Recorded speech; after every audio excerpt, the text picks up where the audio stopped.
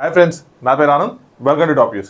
50 నిమిషాల వీడియోని ఏకదటిగా చేయించి చెప్తే 10 నిమిషాల వీడియోలైనా సరే 3-4 చేయాలంటే చాలా కష్టమైపోతుంది. ఎందుకంటే ఒక్కడే ఉంటారు కదా, వాళ్ళ స్క్రీన్ షాట్లు తీసి థంబ్నెయిల్ చేసుకొని పద్దాకి ఈ ఫోన్ గుచ్చి ఫోన్ పెట్టి మైక్ పెట్టి తీసి వెళ్ళి చేసి మళ్ళీ వచ్చి మళ్ళీ చేసి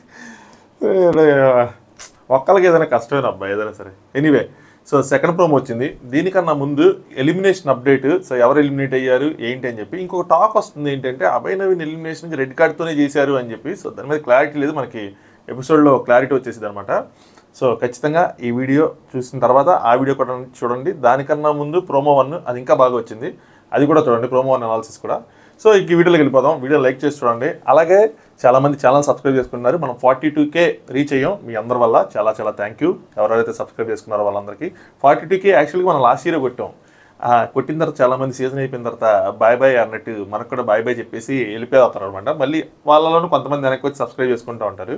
సో 3 వీక్స్ అయిపోయినా సరే పెద్ద I don't see any change అని నాకైతే అనిపించింది. మేబీ సీజన్ డౌన్ ఉండటం వల్ల ఇనీషియల్గా మేబీ రివ్యూస్ చెప్పేవాళ్ళు ఎక్కువ అవటం వల్ల ఏమో కానీ, బట్ సమ్హో అంత ఇంకో తప్పు ఏం చేశానంటే హిందీ బిగ్ బాస్ రివ్యూస్ కూడా చెప్పి ఛానల్ని దాని అల్గారిథంని అంతా గబ్బు చేశాను అనమాట. సో అదొక రియలైజేషన్ నాకు వచ్చింది, అలా చేయకుండా ఉండాల్సిందని. ఎందుకంటే ఇప్పటికీ చాలామంది నోటిఫికేషన్ వెళ్ళట్లేదు, అసలు వాళ్ళకి తిరిగిట్లా, వాళ్ళకి అసలు ఒక ఏమంటారు సజెషన్లో కూడా చూపించట్లా. నాకు ఈ మధ్య చాలామంది మెసేజ్ ఇచ్చారు, సార్ మళ్ళీ అన్ని రోజులకి ఇప్పుడే వచ్చింది నోటిఫికేషన్, ఇప్పుడే వచ్చింది ఇంప్రెషన్, ఇంకా మీరు చేయట్లేదు వీడియోస్ అనుకున్నామని. సో పుంజుకుంటుందని అనుకుంటున్నా. మీరు కొద్దిగా హెల్ప్ చేయాలనుకుంటే వీడియోని స్కిప్ చేయకుండా చిన్న వీడియోని కట్టి చూడటానికి ట్రై చేయండి. ఖచ్చితంగా వీడియోని లైక్ చేయండి, అలాగే ఒక కామెంట్ లీవ్ చేయండి. సో దట్ ఇంప్రెషన్స్ పెరుగుతూ ఉంటే మన యూజర్స్ ఎవరైతే ఉన్నారో వాళ్ళందరికీ రీచ్ అవుతుంటుంది. సో దాన్ని స్టార్ట్ చేద్దాం. మణికంఠకి వీడియో లోపల కన్ఫెషన్లో పిలిచి వీడియోస్ చూపించారు. ఏం వీడియో చూపించారు? చాలామంది వాళ్ళ అమ్మాయిని వాళ్ళ ఆవిడని చూపించారా అని అనుకుంటున్నారు కదా, కాదు చెప్తా. అలాగే నిఖిల్ గేమ్ని నాగార్జున గారు ఏమైనా ఎక్స్పోజ్ చేయడానికి ట్రై చేశారా, లీక్ చేశారా లేదా అన్నది. నిఖిల్ గేమ్ ఏంట్రా అంటే నిన్న అన్సీన్లు ఇవన్నీ చూస్తే మీకు అర్థమైంది, బట్ ఓవరాల్గా చెప్తా. సో నాగార్జున ఏమంటారంటే అందరికన్నా బాగా ఎవరు ఆడారో నిఖిల్ని క్వశ్చన్ చేశారు. నిఖిల్ సీతక్క పేరు చెప్పాడు. మరి గుడ్డు మాత్రం సోనియాకి ఎందుకు ఇచ్చావు? సో నిఖిల్ ఏంటి అంటే స్ట్రాటజీ, సో సీత స్ట్రాంగ్గా ఆడగలదు, వేరస్ ఈ అమ్మాయి సోనియా అంత స్ట్రాంగ్గా లేదు, అంత కాన్ఫిడెంట్గా లేదు. తినేమో చాలా కాన్ఫిడెంట్గా ఉంది. ఏ రోజైనా any given day Sita fight చేయగలదు. అండ్ ఈ చీఫ్ టాస్క్లు ఏవైతే ఉన్నాయో అవి రాను రోజుల్లో టఫ్ అయిపోతాయి. సో అప్పుడు సోనియా సరిగ్గా ఆడలేదు. ఇప్పుడైతే కొద్దిగా సోనియాకి ఛాన్స్ ఉంటుంది. అలాగే సోనియా దొబ్బేస్తూ ఉంది. సో చీఫ్గా ఒక అవకాశం ఇస్తే తనకు కూడా ఈ బాధ ఏంటో తెలిసిద్ది అని చెప్పి అభయ్తో చెప్పింది. తర్వాత ఈ కొన్ని విషయాలు ఏమో ప్రేరణకును యష్మికి చెప్పాడు అనమాట. కొన్ని విషయాలు అదే తనకి ఎందుకు ఇచ్చాడు ఏంటి అని చెప్పి సీత విషయం ఇవన్నీ. సో నైట్ అన్సీన్ ఉంటుంది, డీటెయిల్గా చూడండి. మరి ఇప్పుడు ఆ విషయాల్ని అలాగే తను కూడా అడుగుతుంది. ఈ పాయింట్ మర్చిపోయాను చెప్తాను. సోనియా కూడా అడుగుతుంది, నాకు ఎందుకు గుడ్డి ఇచ్చావు, నన్ను ఈజీగా ఓడిచ్చేయడానికే కదా ఇచ్చామని చెప్పి. కాదని చెప్తాడు. సో ఈ పాయింట్స్ మళ్ళీ ఇప్పుడు నాగార్జున గారి ముందు చెప్తారా? సోనియాకి ఎందుకు ఇప్పుడు ఇచ్చాడు, సీతకి ఎందుకు ఇవ్వలేదు, సీతకి తర్వాత ఇస్తానన్న విషయం తను ఏదైతే ప్రేరణ యష్మికి చెప్పాడో అది చెప్తాడా లేదా? చెప్పిన తర్వాత సోనియా రియాక్షన్ ఎలా ఉంటుంది అంటే నేను వీక్ అని చెప్పి నాకు ఇప్పుడు ఇచ్చావా, నీ ఇంటెన్షన్ ఇదా అని అలా తీసుకొని ఏమైనా ఫైట్ చేసిద్దా లేదా? సో దీని విషయాలు లీక్ చేస్తారు లేదా అనేది ఇంపార్టెంట్. సో ఈ డిస్కషన్ ఎంతవరకు జరిగింది అనేది నిజంగా కనుక ఇది జరిగితే మాత్రం చాలా బాగుంటుంది. సో ఎవరి గేమ్ని ఎక్స్పోజ్ చేసుకుంటారు ఏంటి రాబోయే రోజుల్లో అన్నది, వాళ్ళిద్దరి మధ్య ఏదైనా ఫైట్ జరిగితే మళ్ళీ Day 1కి వెళ్తాం మనం, బ్యాక్ టు Day 1 అని చెప్పి. So interesting. మరి ఎంతవరకు తీసుకెళ్తుంది. నెక్స్ట్ ప్రేరణని క్వశ్చన్ చేశారు. అక్కడ ఎక్స్పెక్ట్ ఒక్కొక్క ఎగ్ని పగలగొడతా, ఒక్కొక్క పాయింట్స్ పగలగొడతా ఉన్నారన్నమాట. డీసెంట్గా ఆడాను బట్ నాట్ ద బెస్ట్. అంటే ఏ విషయంలో డీసెంట్గా ఆడలేదు అనుకుంటున్నాను అడిగారు. అంటే నేను చెప్పింది అంటే ఒక మాట చెప్పాను సార్ అని. అదే మన తెలుగులో అయితే ఏం చెప్తారు, ఒక మాట జారాను సార్ అని చెప్తారు. కన్నడలో ఒక మాట చెప్పాను సార్ అని. ఏంటి ఆ మాట అంటే క్యారెక్టర్లెస్. అమ్మాయికి పాపం గొద్దు చేయకపోతుంది ఆ క్యారెక్టర్లెస్ అని బట్టి. నాకు పాపం అనేది కొంచెం జనరల్గా వస్తూ ఉంటుంది. అంటే చెప్తే నిజంగా వాళ్ళు పాపం అని చెప్పి అంటే చాలామంది నువ్వు ఆ వర్డ్ యూజ్ చేయకయ్యి అంటున్నారు.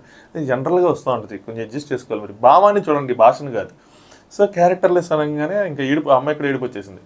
సో నాకేమనిపించింది అంటే ప్రేరణ తప్పు చేశానని రియలైజేషన్ వచ్చింది. మధ్యలో అక్కడ ఏం చెప్పిందంటే టాస్క్లో నాకు జస్టిఫికేషన్ ఉంది, నేను ఎందుకు అన్నాను అంది. ఇంకా నేను తాను జస్టిఫై చేసుకునేదేమో ఏదో రీజన్స్ చెప్పంటే దానికి ముందు గీరటం, గిచ్చటం, తూ అంటాం, సో ట్రిగ్గర్ అవటం అని అనుకున్నా. మరి ఇక్కడ జస్టిఫై చేస్తా వాటి వల్ల నేను ట్రిగ్గర్ అయ్యి ఇలా అన్నాను సార్. ఎనీవే అది ఎలా ట్రిగ్గర్ అయ్యి ఆ మాట వచ్చినా ఆ మాట రాంగ్. పక్కన సైడ్లో అక్కడ విష్ణుప్రియ ఉన్నా, ఇంకొకళ్ళు ఉన్నా, ఇంకో ప్రియ ఉన్నా, సుప్రియ ఉన్నా, ఎవరున్నా సరే అది రాంగ్. తను ఖచ్చితంగా దానికి క్షమాపణ చెప్పాల్సిందే. సో ఇన్ని రోజులు ఎందుకు ఆగింది అంటే ఈగో ఇష్యూస్. సో అలాగే తన రైట్ రాంగ్ తనకు తెలుసుకోవాలని ఉంటుంది. అలా తన తప్పని చెప్పి సాల్వ్ చేసుకోకుండా ఉంటుంది. ఇక తన కూడా తనకి ఇచ్చింది ఎన్ని ఉంది కాబట్టి సో ఒక పెద్ద మనిషి ముందే అలాంటి సాల్వ్ అవుతాయి. అందుకని ఈ పంచాయతీలు ఇంపార్టెంట్. నాగార్జున గారు రావడం సో ఇక్కడ సాల్వ్ అయింది. ఇక్కడ ఎవరెవరికి సారీ చెప్పుకుంటారు ఏంటి అని చెప్పి. అలాగే నేను నా రివ్యూలు వాడా, కుళాయిల దగ్గర పంపు సెట్ల దగ్గర కొట్టుకుంటున్నట్టుందని చెప్పి నాగార్జున గారు అదే వాడారు అనమాట. ఎవరికైనా అదే అనిపిస్తుంది చూసాను. రాక్షసి అని కానీ నువ్వే రాక్షసి అని చెప్పాను. ఏంట్రా అనిపించింది నాకైతే. క్యారెక్టర్స్ అంటే అమ్మ పంపులు కుళాయిల దగ్గర కొట్టుకుంటున్నట్టుంది, మీరు అలా మాట్లాడుకుంటున్నారు, ఏమవుతుంది మీ సంస్కారం అని చెప్పి అడిగారు. దాని తర్వాత నాగార్జున గారు విష్ణుప్రియ నీకు పుణ్యస్త్రీ టైంలో చెప్పా, అక్కడ కట్ చేస్తే నువ్వు ప్రతిరోజు దాకా వచ్చావు, సో మీ ఇద్దరి మధ్య డైలీ సీరియల్ లాగా ఏదో ఒకటి జరుగుతూ ఉంది అని చెప్పి అక్కడ ఒక వీడియో ప్లే చేసి చూపించారనమాట. వీళ్ళకి నామినేషన్ దగ్గర స్టార్ట్ అయింది. నామినేషన్ కన్నా ముందు 2 ఎగ్గులు ఈ అమ్మాయి తినేసిన దగ్గర నుంచి నామినేషన్ తర్వాత దోశ తర్వాత ఈ టాస్క్లో క్యారెక్టర్లెస్ అని అనుకోవటాలు, పతివ్రత ఈడో పెద్ద పతివ్రత అని అనుకోవటాలు, గీరుకోవటాలు, గిచ్చుకోవటాలు.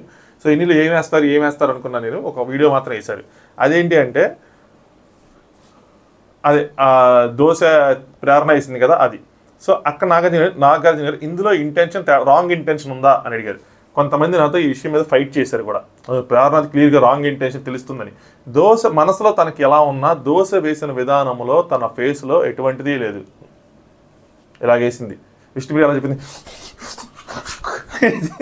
జాకిచ్చారు బ్రూస్ లీ వచ్చినట్టు ఇలా వేసింది అన్నట్టు, జైల్లో ఖైదీకి వేసినట్టు వేసారు అన్నట్టు చెప్పింది. అందరికీ అక్కడ ఉన్న వాళ్ళందరూ చెప్పింది. ఇప్పుడు అక్కడ ఉన్న వాళ్ళందరూ అడుగుతారు మీకు ఎలా అనిపించింది అని చెప్పి. మాకు నార్మల్గానే వేసినట్టు ఉంది సార్ అని. కానీ ఇక్కడ మణికంఠ ఉద్దేశం, మణికంఠ నుంచున్నాడు అనమాట. ఇద్దరి మధ్యలో మణికంఠ కదా పెద్ద. నేను ఈ పాయింట్ కూడా చెప్పాను, అదే పాయింట్ నాగార్జున గారు చెప్పాడు. ఇందులో రాంగ్ ఇంటెన్షన్ ఉందా అంటే మణికంఠ ఆబ్వియస్లీ సార్ దానికి ముందు ప్రీక్వెల్గా ఒక డిస్కషన్ అయిందని, దానికి ముందు ఒక డిస్కషన్ అయింది సార్ అని చెప్తా అంటారు. కానీ జనరల్గా మనం చెప్తాం కదా, అబ్బాయి వర్డ్స్ వల్ల ఉంటాయి. ప్రీక్వెల్గా అంటే ప్రీక్వెల్ అంటే తెలిసిందేగా, తెలుగులో నేను చెప్పమని ముందనే అర్థం. కానీ ఏం చెప్పాడు, ఆబ్వియస్గా దానికి ముందు ప్రీక్వెల్గా ఒక డిస్కషన్ అయిన తర్వాత అలా జరిగిందంటే అని చెప్పి, అంటే దోశ వేసిన విధానంలో అంటే నీ డిస్కషన్ ఏమైనా నీ మనసులో ఏదన్నా నువ్వు ఏదైతే దోశ ఎత్తి ఇలా వేసావు ప్లేట్లో అందులో ఏమైనా రాంగ్గా ఉందా అని అడిగారు. సో నార్మల్గానే ఉంది కానీ రాంగ్గా లేదు కదా అని చెప్పి అంటే ఏం చెప్పాడు, వేసిన పద్ధతిలో రాంగ్ ఇంటెన్షన్ ఉందని అడిగాడు. దాని తర్వాత ఒక నార్మల్ సంఘటనని మనీ ఇన్వాల్వ్ అయ్యి పెద్దది చేసినట్టు అనిపిస్తుంది మాకు అందరికని. నేను ఇదే చెప్పా, అసలు అక్కడ అంత సీన్ జరిగేదే కాదు. విష్ణు వచ్చి తనని అడిగినప్పుడు ఎయిదర్ తను వేసేయాలి లేదా తన టీంని వేసుకోమనాలి, లేదు అంటే బయటకు వచ్చి వేరే వాళ్ళని తీసుకురావాల్సింది. ప్రేరణకి తనకు పరదని తెలుసుకుంటే ప్రేరణని తీసుకొచ్చాడు. బయట చీఫ్ వద్దు మనం వేరే వాళ్ళకి చేయొద్దంటున్నా దాన్ని కమ్యూనికేట్ చేయలేదు. వచ్చి కూర్చోబెట్టి ప్రేరణ ఏమంటే ప్రేరణ ఎందుకు వేసిద్ది, వాళ్ళ చీఫ్ బయట డిస్కషన్లో చెప్పారు, అది మణికంఠకి తెలుసు, దాన్ని ఇంకా మనం ఇంప్లిమెంట్ చేయలేదు కదా అంటాడు ఆ పాయింట్ని. సో తను కావాలని గొడవ పెట్టాడు నేను అనట్లా, రాంగ్ అయిపోయింది అదంతా. నబిల్ కూడా అక్కడ అంటాడు మణికంఠ లాభం అంటే సింపుల్గా తను అడిగేది నేను అనేది తను వెళ్ళిపోయేది తన టీంతో వేయించుకునేదని సింపుల్గా అయ్యేది. సో తను ఇన్వాల్వ్ అవటం వల్ల కొంచెం కాంప్లికేట్ అయింది. ఒక ఫస్ట్ పాయింటే మణికంఠది రాంగ్. దాని తర్వాత తను హానెస్ట్గానే ట్రై చేశాడు గొడవ రిజాల్వ్ చేద్దామని అదని ఇదని, కానీ బట్ ఇంకా స్టిల్ అది వర్కౌట్ అవ్వాలి. అది ఇంకా పెద్దది అయిపోయింది తప్పితే అది చిన్నది అవ్వలేదు ఆ గొడవ అన్నది. సో ఒక నార్మల్ సంగతిని మనీ ఇన్వాల్వ్ అయ్యి పెద్ద చేస్తున్నట్టు అనిపిస్తుంది అంటే మనీ. బట్ ఇద్దరి మధ్య మాట అయితే అయ్యింది కదా సార్, వాళ్ళిద్దరూ అనుకున్నారు కదా అంటే మనీ మిస్టేక్ చేస్తున్నావు, నీకు సెల్ఫ్ రియలైజేషన్ ఉండటం లేదు. సో చెప్పినప్పుడు అవునా సార్ నా వల్ల ఇలా జరిగిందా, ఓకే నేనైతే కావాలని చేయలేదు సార్, మరి అలా జరిగిందేమో, నేనైతే నా ఇంటెన్షన్ అయితే అది కాదు సార్ అంటే అయిపోయింది. కానీ వాళ్ళిద్దరి మధ్య గొడవ జరిగింది కదా సార్, అది సార్ ఇది సార్ అని చెప్పడం వల్ల నీకు సెల్ఫ్ రియలైజేషన్ అయితే ఉండట్లేదని చెప్పారు. కట్ చేస్తే అక్కడ కన్ఫెషన్ రూమ్ తీసుకెళ్లారు. సో చాలామందికి ఇక్కడ వాళ్ళ అమ్మాయిని చూపించారా వాళ్ళ ఆవిడని చూపించారా అది అనుకుంటున్నారు. నేనేమనుకుంటున్నానంటే ఈయన హగ్గులు చేసుకున్న వీడియోలన్నీ ఒక మ్యాషప్ చేసి సో ఒక పెద్ద వీడియోగా తయారు చేసి దాన్ని అక్కడ ప్లే చేసి ఉంటారు. రాధా నాన్నారా అని చెప్పి హగ్గు, నైనికాతో హగ్గు ప్లస్ ఇక్కడ చిన్న కిస్ లాంటిది, సోనియాతో ఒక హగ్గు, దాని తర్వాత విష్ణుప్రియని సీతని హగ్ చేసుకుంటాడు అదొక హగ్గు. సో ఆ హగ్గులన్నీ కలిపి వీడియో చేసి వేసుంటారు. వేసి ఇవి కొంచెం చూసుకో అని చెప్పుకుంటారు. దానికే బాధపడుతున్నాడు, ఇది రాంగ్ వెళ్ళిపోయిందేమో అని చెప్పి బాధపడుతున్నాడు. ఇప్పుడు ఇది కనుక నిజంగా నేను చెప్పింది కనుక రైట్ అయ్యి ఆ హగ్గులు వీడియో వేస్తే నేను చెప్తున్నాను మాస్టర్ నెక్స్ట్ వీక్ అది ఎపిసోడ్ అయిపోయిన తర్వాత దాని గురించి ఇంకా తెగ ఆలోచిస్తాడు నాకు తెలిసి. ఆలోచించి ఎంత రాంగ్ అయిపోయిందో, నేను ఎంత రాంగ్ అయిపోయాను అని చెప్పి. సో కానీ దానికన్నా దాని తర్వాత సేవ్ అయ్యాడంటే మనకు కొంచెం బాగానే ఉందిలే, అంత గలీజ్గా వెళ్ళలేదేమో, ఎక్కడి నుంచి మార్చుకుందాం, మన పాజిటివ్ ఇంటెన్షన్ వస్తారాదా, ఆ థాట్ ప్రాసెస్ వస్తారాదా అని చూడాలి. సో ఇది జరిగింది సెకండ్ ప్రోమోలో. థర్డ్ ప్రోమో మాత్రం రిలీజ్ చేయొద్దయ్యా, ఇంకా ఇది చేయలేదు, ఇది వేసుకునే వాటికి టైం అయిపోయినట్టుంది. సో ఇన్స్టాగ్రామ్ లింక్ కింద డిస్క్రిప్షన్లో ఉంటుంది. సో ఎలిమినేషన్ అప్డేట్ అలా తెలియగానే ఫస్ట్ వీడియో చేయకుండా ముందు ఇన్స్టాగ్రామ్లో పోస్ట్ చేశాను. సో ఇన్స్టాగ్రామ్లో ఫాలో అవుతూ ఉండండి. సో అక్కడ బిగ్ బాస్ సంబంధించిన అప్డేట్స్ ఏమైనా లైవ్లో ప్రత్యేకంగా జరుగుతూ ఉంటే గొడవలు కానీ టాస్క్లు కానీ నేను ఇవన్నీ పెడతా ఉంటాను. సో లింక్ డిస్క్రిప్షన్లో ఉంటుంది, ఫాలో అవ్వండి. అలాగే ఈ ఛానల్ని సబ్స్క్రైబ్ చేసుకోండి. మనం 40K రీచ్ అయ్యాం, త్వరలోనే 43, 44, 45, 46 బిగ్ బాస్ పుంజుకుంటూ ఉంటుంది. మనం కూడా 50K అది త్వరలోనే కొడతాం. మేబీ ఇంకో 3-4 వీక్స్లో, మేబీ వైల్డ్ కార్డ్స్ వచ్చే లోపల కొట్టేయాలి. వైల్డ్ కార్డ్స్ మీద కూడా వీడియో చేసుకుందాం. రేపు అలాగే సండే ఖాళీగానే ఉంటాం కాబట్టి వైల్డ్ కార్డ్స్ ఎవరు వస్తున్నారు, ఎంతమంది వస్తున్నారు అని చాలామంది ఎంతమంది అంటున్నారు. కానీ నాకన్నా ఆనెస్ట్ ఇన్ఫర్మేషన్ చెప్తాను, నెంబర్ మాత్రం ఇంకా ఫిక్స్ అవ్వాలి. అది మాత్రం డ్యామ్ షూర్. 4, 6, 8 ఏదో చెప్తున్నారు. ఖచ్చితంగా బడ్డీస్గానే రావాలి కాబట్టి ఈవెన్ నెంబరే ఉంటుంది. దట్ టు గర్ల్స్ బాయ్స్ ఈక్వల్గా ఉంటారని నేను అనుకుంటున్నా. నేను నా తెలివితేటలు నా విజ్ఞాన ప్రదర్శనలు చేస్తున్నాను అనమాట. సో ఈక్వల్ నెంబర్ ఆఫ్ అమ్మాయిలు, ఈక్వల్ నెంబర్ ఆఫ్ అబ్బాయిలు ఉండి, ఎందుకంటే వీళ్ళందరూ అలాగే వచ్చారు కదా, 7-7 వచ్చారు కాబట్టి అలాగే ఉంటుంది అనుకున్నా. ఇంతకు ముందు కూడా నేను ఈ విషయం చెప్పాను, అందరికన్నా ముందే చెప్పాను నేను అనుకుంటున్నా. వాళ్ళు వచ్చి ఛాలెంజర్స్ అంటారు, వాళ్ళని ఛాలెంజ్ చేస్తారు, వెళ్ళి వాళ్ళందరూ ఒక గ్రూప్, ఒక క్లాన్లో ఫామ్ అవుతారు, వీళ్ళందరూ మిగిలిపోయిన అందరూ ఒక క్లాన్ అవుతారని. బట్ ఇంకా 2 వీక్స్లోనే వచ్చేస్తుంది. అదే నాకు అర్థం కావట్లేదు. 2 వీక్స్లో అంటే ఈరోజు ఒకళ్ళు ఎలిమినేట్ అయితే ఆల్రెడీ ఇప్పటికి 2 ఎలిమినేట్ అయ్యారు. ఇంకొక 2 ఎలిమినేట్ అయితే వీళ్ళు 10 మంది ఉంటారు. వాళ్ళు ఎంత కాదు 8 మంది వచ్చినా వీళ్ళు ఇంకా 2 ఎక్స్ట్రా ఉంటారు. దాన్ని ఎలా మ్యాచ్ చేస్తారన్నది నాకు అర్థం కావట్లా. సో మేబీ ఏమైనా ట్విస్ట్ ఉండి లాస్ట్ వీక్లో డబుల్ ఎలిమినేషన్ చేసినా ఇంకొక ఎక్స్ట్రానే మిగులుతారు. సో చూడాలి ఏంటి, ఎలా చేస్తారు ఏంటి అన్నది. నిజంగా 8 మందిని చేస్తారా లేదా ఇంకొక వీక్ షిఫ్ట్ చేస్తారా అని చెప్పి మ్యాక్సిమం ఫిక్స్ అయిపోయింది. సో నెక్స్ట్ సండే అని అంటున్నారు. సో దాని గురించి ఎనీవే రేపు సపరేట్గా మాట్లాడుకుందాం. ఎవరు వస్తున్నారు, ఇంత మట్టుకు ఎవరి పేర్లు వినిపించినాయని. సో ప్రతి సీజన్కి సంబంధించిన వాళ్ళు అందులో ఉంటారని నేను అనుకుంటున్నా. ఒకళ్ళు మినిమం 2 మ్యాక్సిమం అని చెప్పి.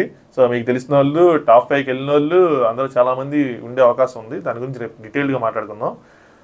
ఛానల్ సబ్స్క్రైబ్ చేసుకోండి. మళ్ళీ నైట్ ఎపిసోడ్ రివ్యూతో కలుసుకుందాం. దీని తర్వాత ఇంకొక వీడియో వచ్చినా, ఇంకొక ప్రోమో వచ్చినా చేయను మ్యాక్సిమం. సో మళ్ళీ ఎపిసోడ్ రివ్యూలో కలుసుకుందాం. Thanks for watching. Top use.